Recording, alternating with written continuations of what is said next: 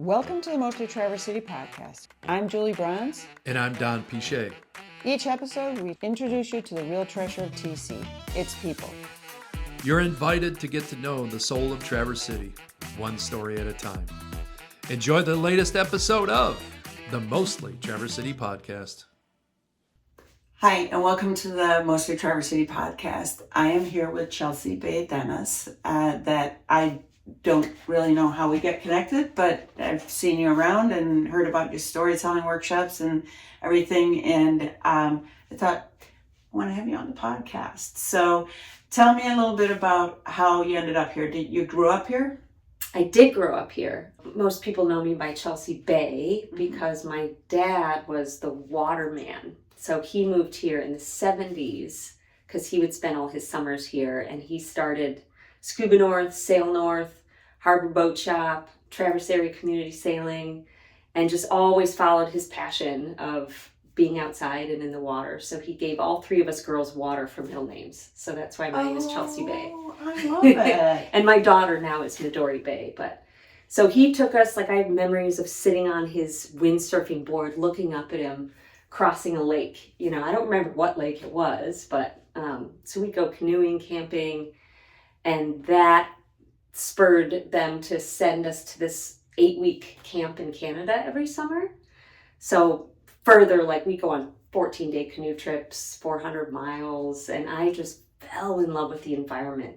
How old were you when you started going there? 10 to 20. Oh, wow. Okay. And what was the name of it? Camp Billowwood. Is it still going on? Oh, yeah, I was the craft shop lady last summer for 3 weeks. Oh, really? Oh, fun.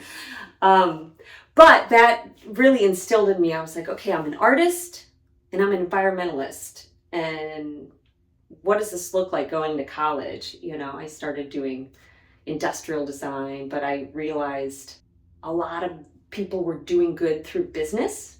You know, organic, fair trade was huge when I was in college. And I was like, oh, I can make the people doing good look good. I can be an environmentalist and an artist. Cool. So that did take me to San Francisco. I ended up starting my own business out there, but remote. My business partner lived in North Carolina. So when it came time to be like, this isn't my home, and I traveled the world visiting fair trade farmers and seeing how deep their culture was because of family and community, I was like, I'm moving back to Traverse City, because out here I'm in the middle of the pool of environmentalism, but you can't make a difference.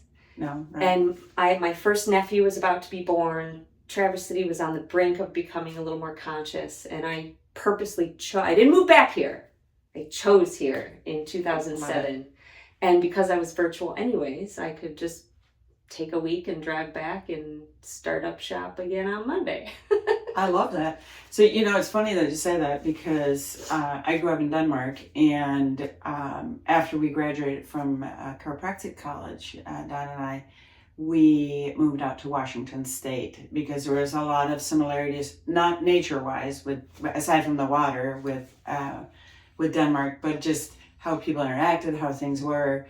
And then in 95, after our second son was born, we decided to move back here to be closer to family. And it's funny because you came in 2007, so a little bit later, you know, but I remember moving back here and I'm like, it's like moving to the dark ages. Like, a little bit. Yeah, it was very different, just how people interacted, how, you know, healthcare wise. I mean, out there we had just a whole different community type in the healthcare space that was really not here. It's here now, you know. Even with, like, composting and recycling wasn't really far ahead. Yeah. Thank God for Oriana. Yeah, right. So it's interesting to hear you say that, because it has been a big change over the last, now it's 30 years, you know, so. I always love the quote, no man steps in the same river twice, for he is not the same man and the river is not the same river. And Amen. So anytime someone goes away and come, like, you didn't come back, you came to, you chose it. Yeah, that's very, very true. Anyway, so you came back here and you brought your virtual business with you. And how was it returning? How did you get connected in with community? It was still the green business stuff. I had stayed in contact with Food for Thought, Tim Young, and Higher Grounds was Jody Hayden and Chris Treater. And so when I moved back, the village was just starting to be developed. And I was like, I think I'm supposed to buy one of those condos. So that was really my in, was Higher Grounds, Left with Charlie, Food for Thought, Bioneers. Yep. Bioneers was the hub of anybody doing anything conscious back then. And then the Commons in general with Pleasanton and all these green businesses, got to be my home when they were actually affordable in 2008. Very cool. Yeah, that was right at the beginning of it. Yeah, so I know those hills back there like the back of my hand. I'm actually going to stay there this summer for a little bit because I still have that condo as a nice supplemental income for single mom. Nice. I love that. Okay, so if somebody was to move back here now, what are some organizations that where you think, not only are they great, if you're interested in environmental health and well-being, what would be some organizations where you're like, okay, this is a great organization and they certainly could use some extra human power or financial infusion? What are some things where you think that it would be nice for people to plug in? I wouldn't even think it'd be necessarily organization. Like back in the day, I would have said Bioneers, because that's like a hub. But right now, the Common Grounds building that was built, brand new, but all these cool nonprofits are in there. The coolest local storytellings and musicians and events are happening there, food. It's a great place to meet forward-thinking minds at Common Grounds. And I'm not a bar person, but the Little Fleet, it's just a great place to start conversations and have open tables. And Michigan Creative Coast, they're doing a lot to bring tech people, artists. I think more people that work from home. And when you work from home, which I've worked from home alone since 2006, is I need to work harder for my community because it's not built in.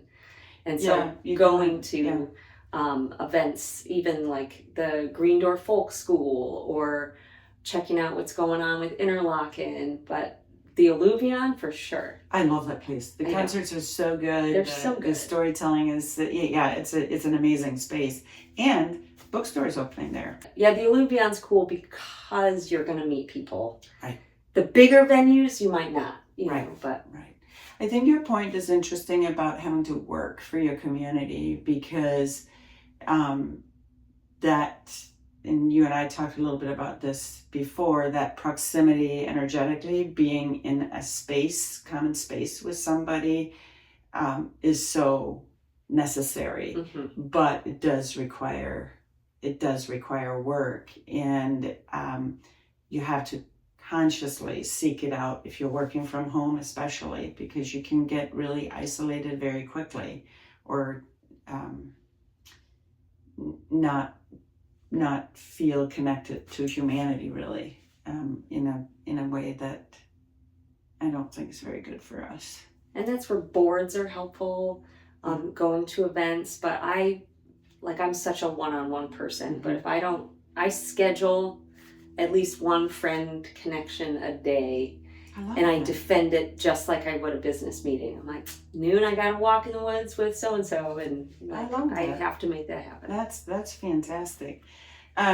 So anyway, so you moved back here, you moved your business back here, you got involved in all these different organizations and groups of people.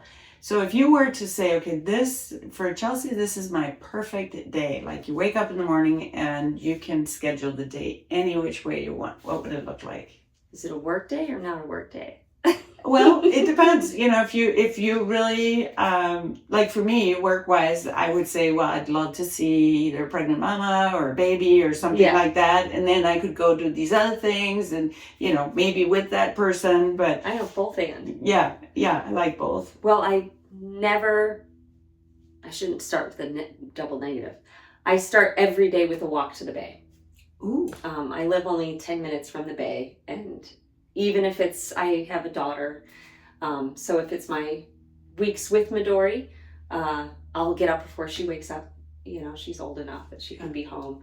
But I always start the day walking to the bay. If I don't, it's like not right. Something's off. It's Something's off. We're missing something. That's very cool. And, you know, whether I'm working or not, or on mom duty or not, getting outside. You know, I leave my paddleboard on my car year round because I never know when I want to throw it in. So do you paddleboard in the winter even? Yeah. Rivers don't freeze. Well, that is true, but they're also really cold in the winter. If you fall, maybe you don't fall in. So you find the other people who want to do that stuff, or cold dip, or my favorite actually this week, today is winter again, but yesterday was 60. Yeah, I got to go for a long rollerblade on the Tart Trail, and it made me so happy with my music, and then I could still get back to work and fit it in where I could. Nice. I love that. Yeah, getting outside is so necessary for health also. And I talk to people about this all the time, especially if you have little ones that are not sleeping. I'm like, first thing in the morning, get them outside, get that morning light, you know, move your face to the sun and get that impression. It's like, oh, okay, it's time to wake up now. Here we go. Nature doesn't wait. No. The sun's going to rise no matter what. Right, exactly. Yeah, it's, and I love that going down to the bay because there's so much research about how water affects how we live, how we function, and the ions coming off of the water. It's even higher if you're by salt water, but just that effect of how it interacts with I think it's our soul, really. Well, we're water. Yeah, right. You know, right. And I always think of like a little puddle. If you have a drop of water next to a puddle, if it gets close enough, it becomes it's like sucks right in. So we're like the drop that's like, oh, this is me. Yeah, I agree. I think there's something about, and we are so surrounded, which was actually honestly one of the reasons because I went to school in Iowa, so when we were getting close to graduating, I couldn't imagine living here in the Midwest at that time. So I'm like, I gotta go be by water, and that's why we chose to live in the Seattle area, because it was salt water. Yeah. It was weather-wise very similar to where I grew up, and now I still, sorry for those that are from around here, I still prefer salt water, but this is beautiful water. Anytime you can be by water, it's an amazing gift, really. So getting outside is a big part of it for you. All right. Huge. Do you have any specific hikes that you really like to do around here? If it's a work day, there's so much you can do without driving much. Mm-hmm. The Boardman River Trail, the Commons, Hickory, but even just along the bay, you know, if someone asked me for a coffee, I'm like, could we go to this one so we could still walk by the bay? But if I have more time, Pyramid Point's my absolute favorite. Getting back in that back bowl area, being able to stop along Port Oneida at the beaches, that one's my super favorite. Yeah, that's beautiful. I really like going out at Old Mission, at the tip of Old Mission too. There's some beautiful hikes out there. Whaleback, and this is all bluestones and Petoskey from Leland. Oh, cool! I love that. So very nice. So, so tell me a little bit. So you do workshops, writing workshops? So they're mostly, my main career is I do graphic design for environmentally and socially responsible companies. But that automatically goes in, most of the time those end up being entrepreneurs, you know, because they're starting something. And so I get to work with them on a deeper level of what do you actually want? You know, if you're starting from the beginning, what are you putting out there is what you think you should or what you actually want. So it's fun to bring in some of my coaching training into helping people figure out what they actually want to present themselves to the world with. But I guess sometimes they're workshops, but most of the time there are storytelling events from people I see that are living with joy from the inside. They're not doing it for the Instagram. They're not doing it for the business. They are truly living with, from joy from the inside out in their everyday, not waiting for the weekends or the big trips or the big, just from the inside out. Yeah. And you don't just happen upon happy, you choose happy, so everybody's got a story of failure and pivots and trauma and stuff that's gotten you to who you are today that you've chosen. So those I will coach the people around telling their full life story. So it's not about a theme as much as like, who are you? How did you get here? And how have you figured out how to make yourself come alive? And people keep showing up to listen, like it's not a big party. It's not a concert. Listening to people's stories for 15 minutes each. And I just want to know everyone's deeper. I'm not good at small talk. So like I feed off of it and slowly we get to know our community on a deeper level just through stories. I love that. Well, that's one of the reasons why we're doing this podcast. It is that same thing. It's like, who are all the people that are here? It's, we have such a wide variety of experiences. And again, it's like, you're not made by one thing. It's multiple things over time. I was talking to Nick Olson from In the Sauna the other day, and he told me, because he said, yeah, it's, you talk for 15 minutes, and he's like, it's a long time, but it flies by at the same time. He said it's really interesting what you can put together in that time. But I also think, to that point, for those that are in the audience, it is so rare today that people actually sit and listen for 15 minutes, even 5 minutes or 3 minutes, without, scrolling through or going to do something else or, flittering their mind. It's that being able to sit quietly and just take in what somebody else has experienced that's kind of a rarity today and it's a good exercise, I think. And it ignites empathy, mm-hmm. good and bad. Mm-hmm. We feel empathetic for the down and the happy. Yeah. I think that's sometimes missing in empathy, is being happy for other people's happiness. Right. But we're so used to talking about what we did yesterday or what we do for work, but it's weird for us to talk about ourselves. Yes. So anytime I ask someone, they're like, I don't have a story, or this feels really weird, or they're embarrassed, or they're like, oh, I'm too vulnerable. Yeah. But once you get started, that 15 minutes, you're like, I have a lot to say, but I never feel confident to talk about my inner life and work and life along the way. But once you get started, you're like, we all have a lot to say. And everybody's got a crazy, beautiful story, whether that's on a shelf or on a, fancy delivery platter or not. Everybody's got one. I think that the interesting thing with that too is I think some of that is because oftentimes it's, some people would say, oh, it's kind of like tooting your own horn to talk about you.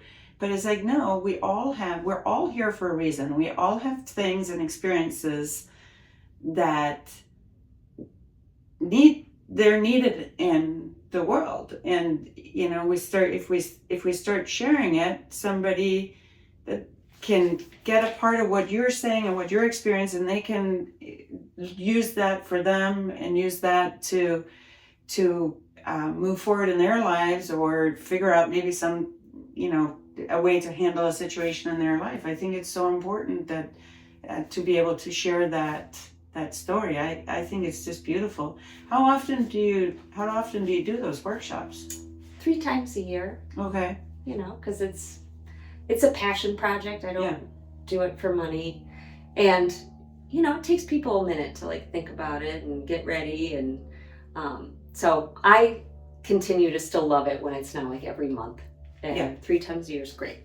That sounds like a smart way to do it. So how would people get, if they are like, hey, you know what, I think this sounds interesting. So does everybody that does the workshop end up presenting, or do you have more people that just come but they're like, yeah, I'm not ready to present? So the presenting is invite only. Okay. I'll invite the people.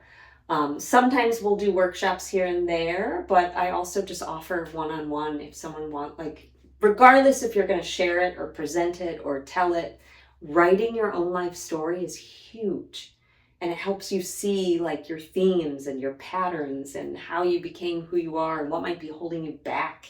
And it's empowering. A lot of people after writing their story end up changing their jobs or moving, or like they see something they didn't see before. It's a powerful thing and it's hard, but it's so rewarding in the end. So about how long does it take for somebody to write their story, or does that depend on the person? Depends on the person. Just like a logo. I can make a logo in one day if someone is decisive, and it might take 6 months. So some people might take the full few months to write their story, and some might wait till the week before. Or we might have the rehearsal night and they hear everyone else's and they're like, I'm allowed to get more vulnerable or deep? I'm going to go home and rewrite the whole damn thing. And it turns out beautiful. So timing isn't a measure of how good it'll be. That's interesting. It's like there's the crammers and then there's the long lingerers. Yep. Yeah, interesting. I love that. No one right way to do it. I love that. I think that's amazing. So do you give people prompts, or do you just like, yeah, okay, very cool, very cool. All right, so I have one final question for you. And I already think I might know what the answer is, but if somebody was to say, oh my gosh, Chelsea, this is her superpower, this is what she is so good at, or you think about yourself, what do you see as like your super secret sauce, or what makes you unique in the world? As a worker or as a human in general? However you want to take it. You can do one of each if you have a special thing with work or a special thing with... I am a passionate person, so I get excited about things, and I hope maybe that's contagious sometimes and it gets other people excited. Yeah. I love being adventurous, so I'm always trying to pull people to do adventures with me. And probably just known as being creative, because that's what I do all day, every day. Yeah. Thinking outside the box, maybe. Yeah. And my daughter's we just craft all day. And even at 9 years old, she's like, I want to be an herbalist because I want to make things with purpose. And I'm like, those are my values, is like creating and purpose and connection. I love that. That's beautiful. Do you have any final things that you want to say? I mean, just to go for things, whether or not they're going to succeed. You know, go for that walk, try the new thing. You can always change your mind. Like, one of the best advice I've ever gotten is you're allowed to change your mind. And we don't have to be the same person we were 5 minutes ago. So back to that stepping in the river. Stepping in the river. So if you try something and you're like, oh my gosh, I want more of this, or nope, that's not for me, at least you tried. Right. Because we never arrive. We're always expanding and growing in our heads and our hearts and our souls. And there's no like, all right, I'm here, figure it out. Boy, truer words have never been said, I don't think. It's always a journey. And you know, again, like we see it in here with health, it's like, when am I done working on these things? And it's like, never. Your body's always changing, your mind's always changing, you're constant, emotions are always going to come up. Every 4 months or so, you get brand new cells, except for your brain and a few other places in your body. But basically, it's like your whole new being. So, which is crazy. Yeah, it's amazing. It's a beautiful thing. Yeah, it gives us great opportunities. Think of this metaphor of like, we should always be living in nests, not containers.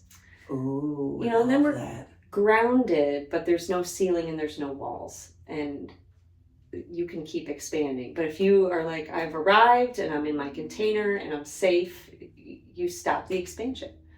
Love that. Very beautiful. What a perfect way to end. So thank you for tuning in to the Mostly Traverse City podcast.